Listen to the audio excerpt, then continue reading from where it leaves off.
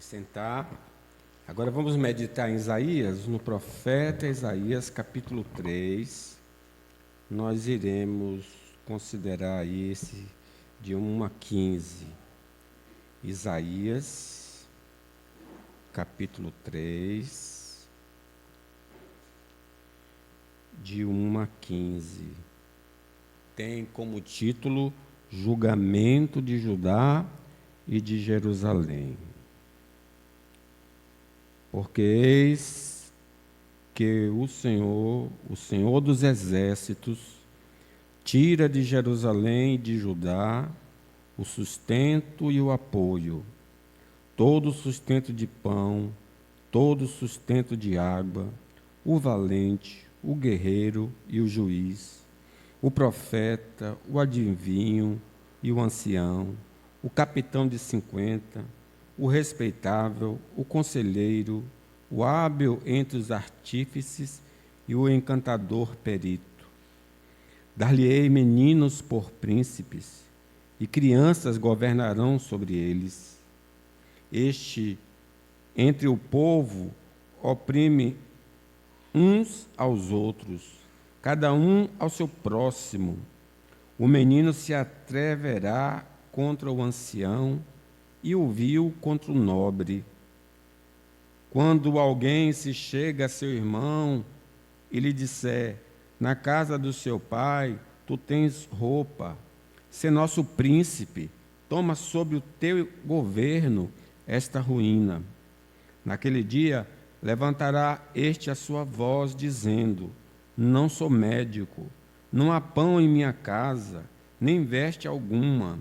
Não me ponhas por príncipe do povo, porque Jerusalém está arruinada e Judá caída, porquanto a sua língua e as suas obras são contra o Senhor, para desafiarem a sua gloriosa presença.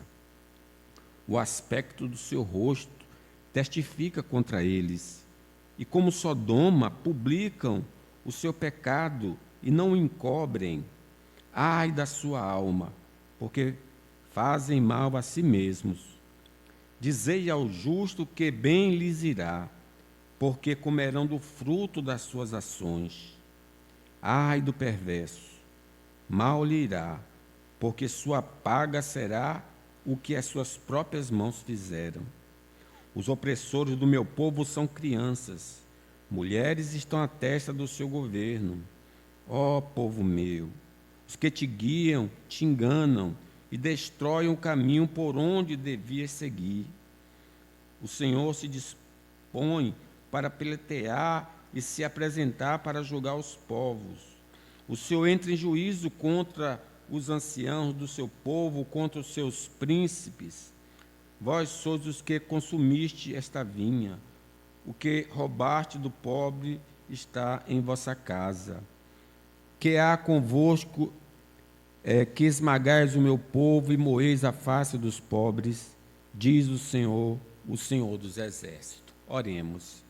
Ó nosso Deus, sabedor que ninguém entende a tua palavra sem a iluminação do Espírito, nós pedimos por nós, por todos que ouvem, por todos que leem a sua palavra, ó Deus, no mundo inteiro. Sê gracioso, sê misericordioso. Ilumina, guia-nos à verdade. Revela a Cristo para a edificação da igreja e salvação dos pecadores. Em nome do Senhor Jesus. Amém. Esse texto aqui chama atenção para a arrogância humana, a soberba humana, em especial do reino do sul, que é as duas palavras, Judá é o reino todo, e Jerusalém é a capital. Então Deus está exercendo juízo, castigo sobre o reino do sul, Judá, porque eles estão ensoberbecidos, se exaltaram. É interessante que a Bíblia, ela sempre adverte para o homem não se elevar. Deus resiste ao soberbo, mas dá graça ao humilde. No Velho Testamento, a gente lembra dos assírios, lembra dos babilônicos, lembra dos de Tiro, lembra dos egípcios. Potências, nações poderosas, com bastante poderio militar, muito ouro, muita prata, que dominava aquela região, conseguiam subjugar povos. E é interessante que todos eles caíram. E quando os profetas denunciam porque eles iriam cair, a marca principal é a arrogância, é a soberba. Eu vou derrubar. Vocês são altivos, pensam que vocês são deuses, mas vocês não são. Eu vou destruir vocês. E hoje nós sabemos, o Egito nunca mais se tornou uma grande potência, os assírios deixaram de existir como povo, né? Os babilônicos deixaram de existir como povo, e os de Tiro, de Sidom também, não é? Bom, aqui a gente vê agora Deus aplicando o mesmo juízo agora contra o seu povo. Mas, pastor, ser soberbo não é uma marca do ímpio? Sim, mas, como diz na genealogia, nós somos filhos de Adão, filhos de Deus. Quer dizer, na parte divina nossa, nós somos humildes, aprendemos com Jesus, mas na parte de Adão, nós somos arrogantes. Então, nós não estamos livres da arrogância. Todos nós podemos cometer o pecado da arrogância, se achar superior, se achar melhor. A minha oração é mais forte, eu sou mais crente, eu evangelizo mais. A gente pode conceber que somos grandes. E esse é o grande perigo. Então, nesse texto aqui, nós vemos o juízo de Deus, a arrogância humana. Como é que Deus vai agir contra os arrogantes? É claro que não é... Eu manifesto uma arrogância e Deus imediatamente me pune, não.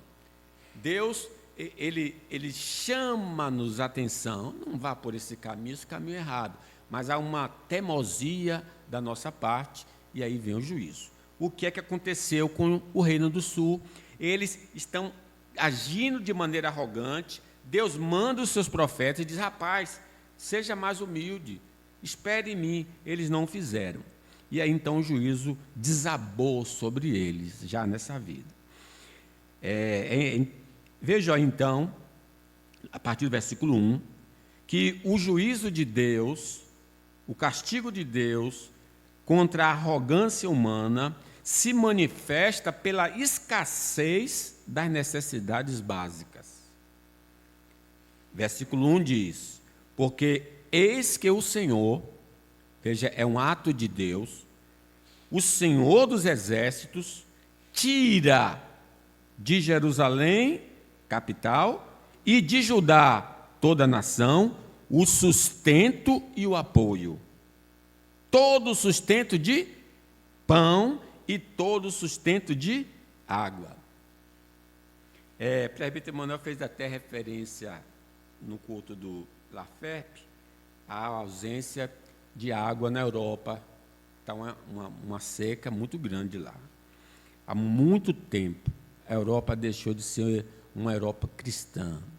Ela tem se enveredado pela idolatria, pela feitiçaria e outros caminhos que não condizem com o Senhor.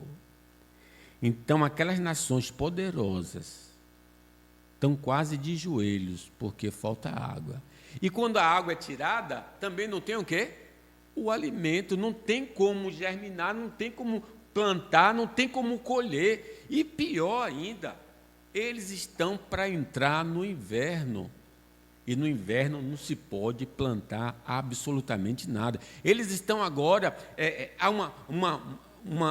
uma onda de dificuldades, porque cada guerra que está existindo lá, eles também não vão ter gás, não vão ter combustível. Então, pode haver um grande caos ali. E a gente diz uma coisa simples, destabilizando todos os países daquela região. Deus disse, eu vou tirar a água. Então, não vai ter plantio, não vai ter alimento, e eu quero ver como é que vocês vão sobreviver. A soberba pode ser a causa da ruína econômica de um país, de uma família ou de um indivíduo. todo indivíduo arrogante, toda família arrogante, todo país arrogante, Deus se levanta e diz: eu vou botar você no seu lugar. Deus nos botou no lugar quando permitiu que o corona chegasse, invadisse nossa vida.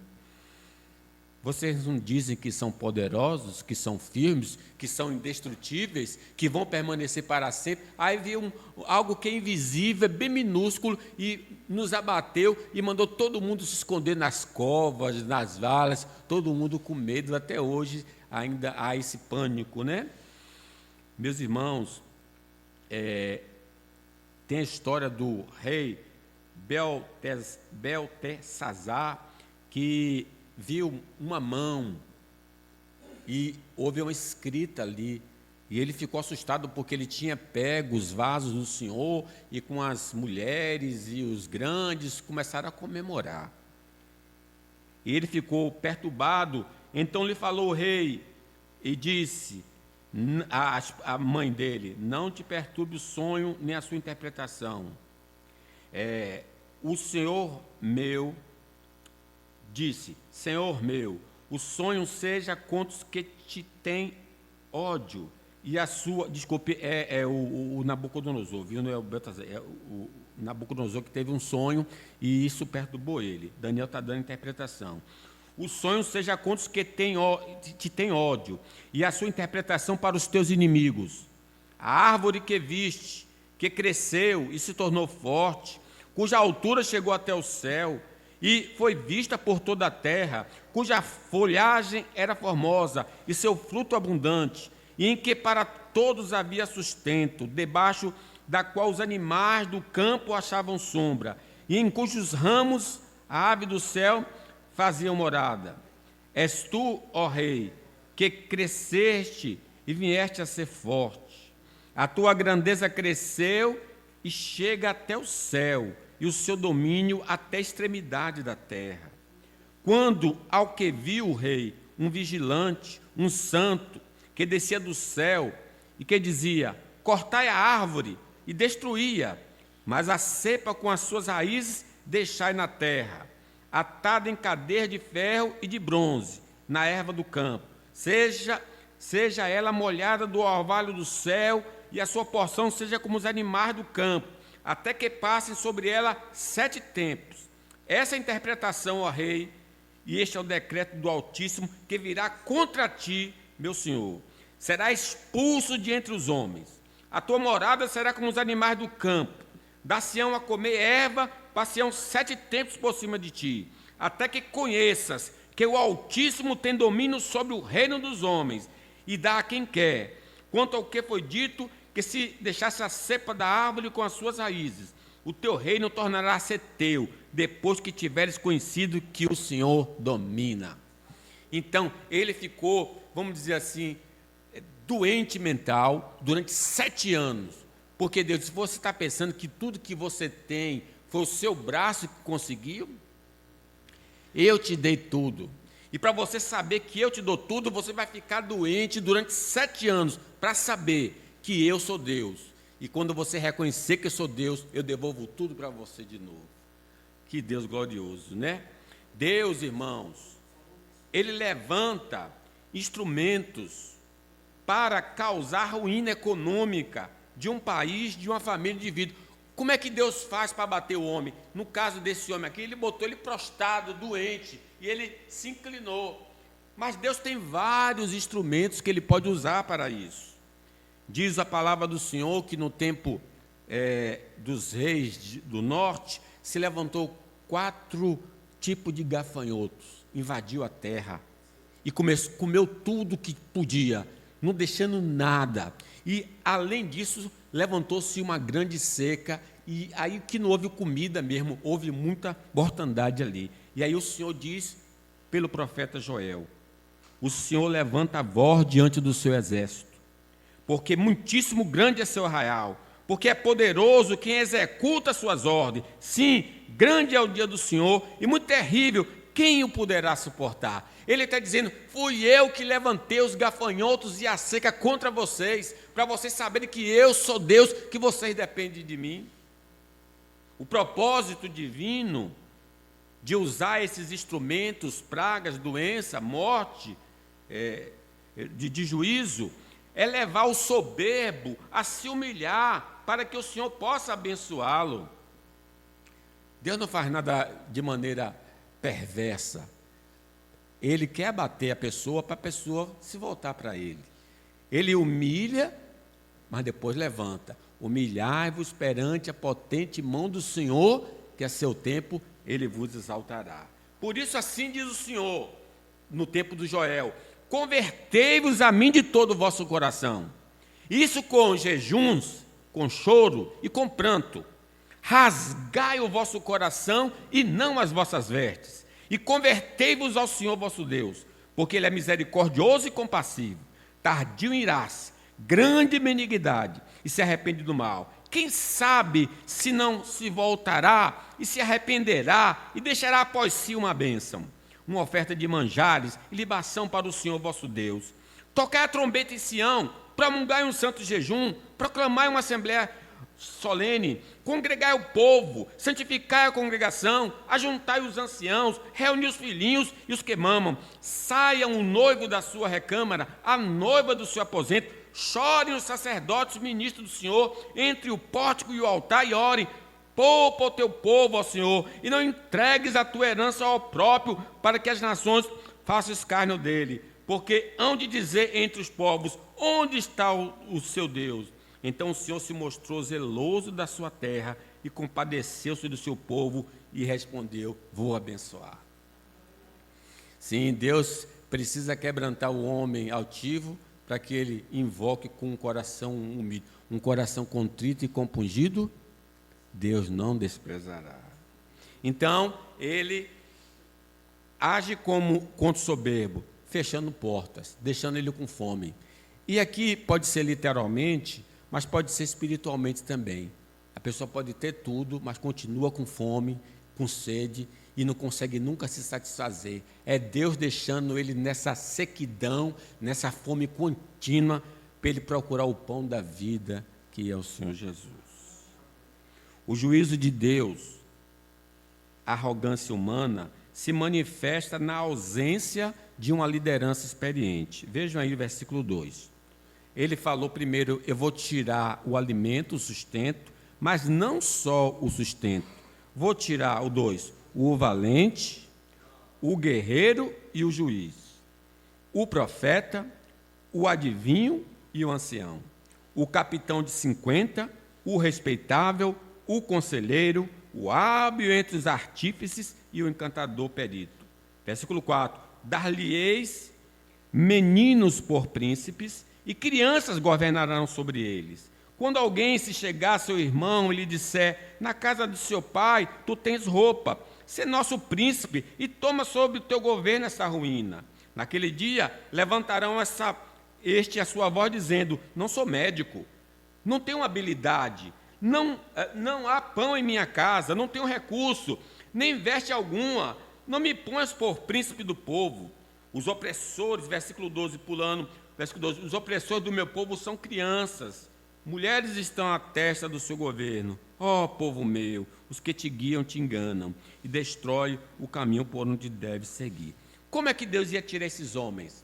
Gente, é simples. Quando há uma guerra, o exército inimigo vem e mata tudo que é homem. Os homens são os primeiros a morrer.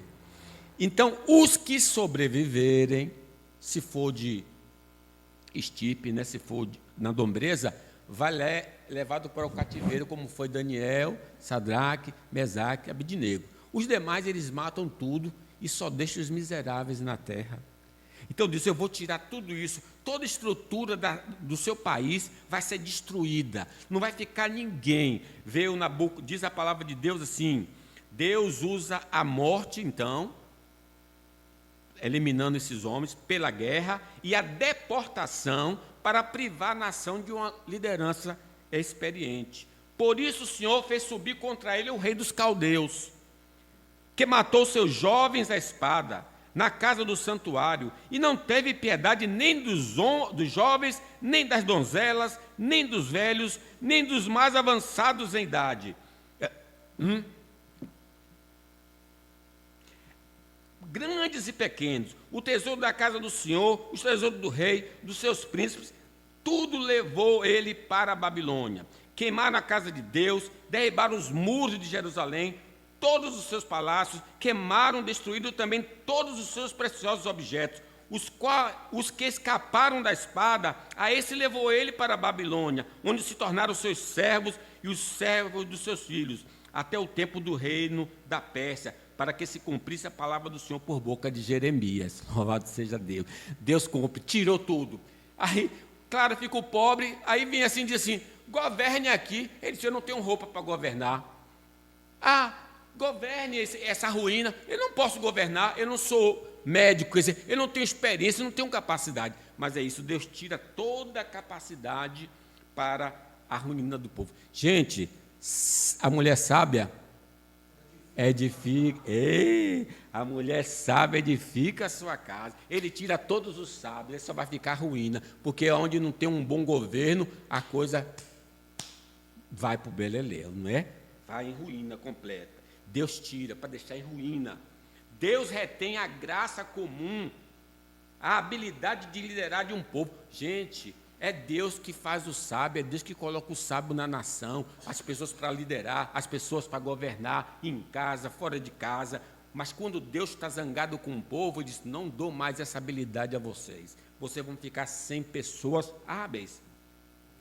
Quando foi construído o tabernáculo, lá no deserto, diz assim, olha, eis que chamei pelo nome Bezalel, filho de Uri, filho de Ur, da tribo de Judá, e enchi do Espírito de Deus e de habilidade, de inteligência, de conhecimento, em todo artifício para elaborar desenhos e trabalhar em ouro, em prata, em bronze, para lapidação de pedra de engarte, para entalho de madeira, para toda sorte de lavores. Quer dizer, ele habilitou os homens para fazer o tabernáculo. Então, quando uma nação tem um homem sábio, quando uma casa tem um homem sábio, uma mulher sábia, é Deus que dota de capacidade.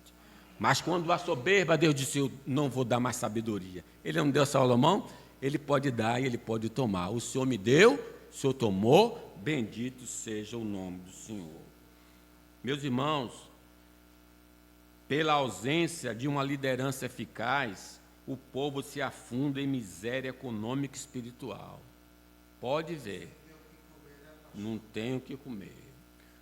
Pode olhar em todo país que tem um governo ruim, o povo está em miséria.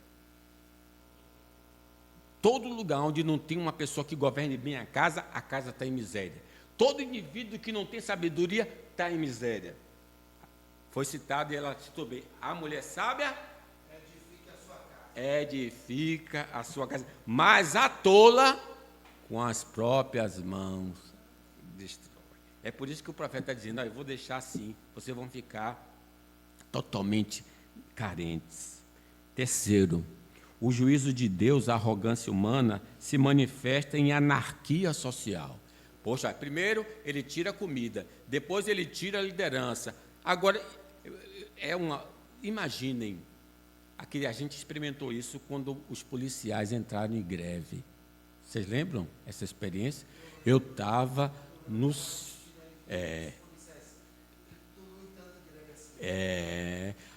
olha, eu estava ali mais ou menos em Iguatemi. De repente, houve uma sensação de desespero, porque não tem policial. Todo mundo podia ser o bandido, todo mundo podia entrar na loja. Você fica numa insegurança total. É algo terrível. Então Deus diz, olha, eu vou tirar o alimento, eu vou tirar a liderança, aí salve-se quem puder. Aí por isso que diz, versículo 5, entre o povo oprimem uns aos outros, cada um ao seu próximo. O menino se atreverá contra o ancião e o vil contra o nó. Não há respeito, há só caos social. O juízo de Deus demonstra e manifesta em anarquia social.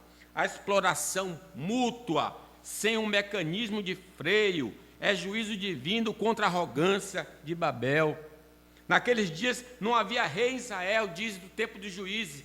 Cada um fazia o que achava mais reto, porque não tem governo, ninguém manda naquela casa, todo mundo manda naquela casa, a coisa fica toda desgovernada. É Deus colocando a mão para dizer assim: olha, vocês não estão me glorificando. A ausência de respeito aos indivíduos revestidos de autoridade sinaliza a presença do juízo contra a arrogância humana. Não só eles estão em caos social, mas se há algum tipo de autoridade, eles não têm mais respeito nenhum. Porque este justo, diz acerca de Ló, pelo que via e ouvia quando habitava entre eles, atormentava a sua alma cada dia por causa das obras iníquas daqueles. É porque o Senhor sabe livrar da aprovação os piedosos e reservar sob castigo os injustos para o dia do juízo, especialmente aqueles que, seguindo a carne, andam em imundas paixões, menosprezam qualquer governo, atrevidos, arrogantes, não temem difamar a autoridade superior, ao passo que anjos, embora maiores em força e poder, não proferem contra eles juízo infamante na presença do Senhor. Pode ver o desrespeito que a humanidade está tendo pela liderança, seja política, seja familiar, seja no trabalho, as pessoas não têm respeito mais. É o sinal do juízo de Deus sobre a arrogância humana. A desordem social é consequência da arrogância humana. Diz assim a palavra de Deus, na Torre de Babel: ora, em toda a terra havia apenas uma linguagem e uma só maneira de falar. Sucedeu que, partindo eles do Oriente, deram com a planície na terra de Siná e habitaram ali. E disseram uns aos outros: vinde, façamos tijolo, queimemo-lo bem, os tijolos sirvam-lhe de pedra e o betume de argamassa. Disseram: vinde, edifiquemos para nós uma cidade, uma torre cujo topo chegue aos céus e tornemos célebre o nosso nome, para que não sejamos espalhados por toda a terra. Ora, isso é arrogância. Deus disse que nós deveríamos multiplicar e encher a terra. Ele disse: não vamos encher a terra coisíssima nenhuma, vamos ficar aqui, todo mundo concentrado. Arrogância dos homens. Então desceu o Senhor para ver a cidade e a torre que os filhos dos homens edificavam. E o Senhor disse: eis que o povo é um, e todos têm a mesma linguagem. Isto é apenas o começo. Agora não haverá restrição para tudo o que intentam fazer. Vinde, desçamos, confundamos ali a sua linguagem, para que não entenda a linguagem de outro. Dessarte, o Senhor os dispensou dali pela superfície da terra e cessaram de edificar. Deus confundiu as línguas, houve uma grande confusão, aí eles tiveram de se espalhar para cumprir o propósito do Senhor. Deus entrou para a Babel. Quarto, irmãos, o juízo de Deus, a arrogância do humano. Por que Deus faz isso? Por que Deus age assim, tão violento contra o ser humano? Por causa do comportamento desafiador deles ao Senhor. Não é um ato só, não. É uma vida contínua de arrogância contra Deus. Veja o versículo 8. Porque Jerusalém está arruinada e Judá caída, porquanto a sua língua e as suas obras são contra o Senhor. Então, o que eles falam e o que eles fazem é continuamente contra o Senhor, para desafiarem a sua gloriosa presença. Diz que até o rosto deles revela isso. Lembrando de Caim, quando Caim foi rejeitado, diz que caiu o quê? O seu semblante. Aí Deus pediu: por que caiu o teu semblante? Quer dizer, até pela feição já dava para descobrir que ele não estava na presença do Senhor. Sim, o aspecto do seu rosto testifica contra eles. E é como Sodoma. Já perderam a vergonha, publicam o seu pecado e não encobrem. Ai da sua alma, porque fazem mal a si mesmo. Dizei ao justo, versículo 10, que bem lhes irá, porque comerão do fruto das suas ações. Ai do perverso, mal lhe irá, porque a sua paga será o que as suas próprias mãos fizeram. Então, por que eles estavam colhendo aquilo? Tudo que o homem plantar, ele vai colher. Cuidado com os pecados de língua. Isso pode conduzir à ruína existencial. A murmuração, a blasfêmia, a fofoca. O pecado da língua é sério. Não dirás falso testemunho. Pelo fruto se conhece uma árvore. O cuidado com o comportamento contrário à palavra de Deus. Isso vai desaguar no afastamento de Deus da vida da pessoa. Adão e Eva foram expulsos do paraíso porque Deus aqui não dá. Já que vocês escolheram o caminho do mal, o caminho das trevas, pode ir embora. E colocou um querubim e nada, aqui não entra mais. Só os contritos e compungidos de coração. A maldade no coração, irmãos, se externaliza através da fala e das obras. Pelos frutos os conhecereis. A falta de vergonha por andar na contramão da vontade de Deus é o estágio mais avançado do pecado. Primeiro ele começa fazendo escondido, depois estou nem aí. É minha vida, faço o que eu quiser, ninguém tem nada com isso, e faz mesmo abertamente. O pessoal diz, está no armário, né? Está no armário e agora já não tem mais vergonha na cara, faz mesmo, né? Mas o Senhor diz, portanto, em nome do Senhor te digo, insisto no seguinte, não vivam mais como os pagãos, pois os pensamentos deles não têm valor, a mente deles está na escuridão, eles não têm parte na vida que Deus dá, porque são completamente ignorantes e teimosos. Eles perderam toda a vergonha e se entregaram totalmente aos vícios. Eles não têm nenhum controle e fazem todo tipo de coisas indecentes. Mas não foi assim a maneira de viver que vocês aprenderam como seguidores de Jesus. Não viva na carne, viva no Espírito. Os atos vergonhosos voltarão em forma de juízo contra os transgressores. Porque diz a palavra, ninguém zomba de Deus. O que uma pessoa plantar, isso mesmo colherá. Se plantar no terreno da sua natureza humana, desse terreno colherá morte. Porém, se plantar no terreno do Espírito de Deus, desse terreno colherá a vida eterna. Sim. Não tem esse negócio de você plantar arroz e pensar que vai dar feijão. Não vai dar. Pelo fruto, está plantando, lá na frente vai colher. Às vezes chegam pessoas aqui e ali na porta para ficar pedindo ajuda. Mas eu vou logo confrontar. Por que você está assim? A vida sua está assim porque você tomou uma decisão X e agora está colhendo o que plantou e você quer que eu te salve? Não, não é assim não. Você tem de saber. Cadê seu parente? Aí ele diz, não tem parente para ajudar, não tem vizinho para ajudar. Por que ninguém quer ajudar? O cara é ordinário mesmo. Porque se o parente não ajuda e o vizinho não ajuda que conhece ele não presta de jeito nenhum. Aí vem com a choradeira, não dá, meu irmão. O justo não deve se cansar de andar em novidade de vida. Não nos cansemos de fazer o bem, porque se não desanimarmos, vamos colher o que nós estamos plantando. Vamos continuar nesse caminho glorioso. Quinto, irmãos, e final. O juízo de Deus, a arrogância humana, vai alcançar a liderança corrupta do povo do Senhor. 13 a 15.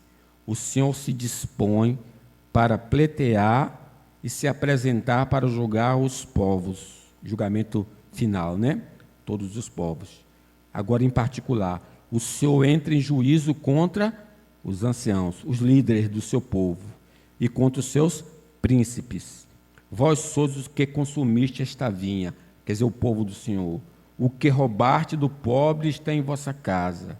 Que há convosco que esmagais o meu povo e moeis a face dos pobres, diz o Senhor dos Exércitos. Irmãos, quanto mais glória Deus concede a nós, maior juízo vamos receber na presença do Senhor. Às vezes as pessoas cobiçam ser líder de igreja, não tem errado. Aquele que deseja episcopado, excelente obra deseja. Mas lembre que Deus vai cobrar muito mais aquele que recebe a recompensa do Senhor, né?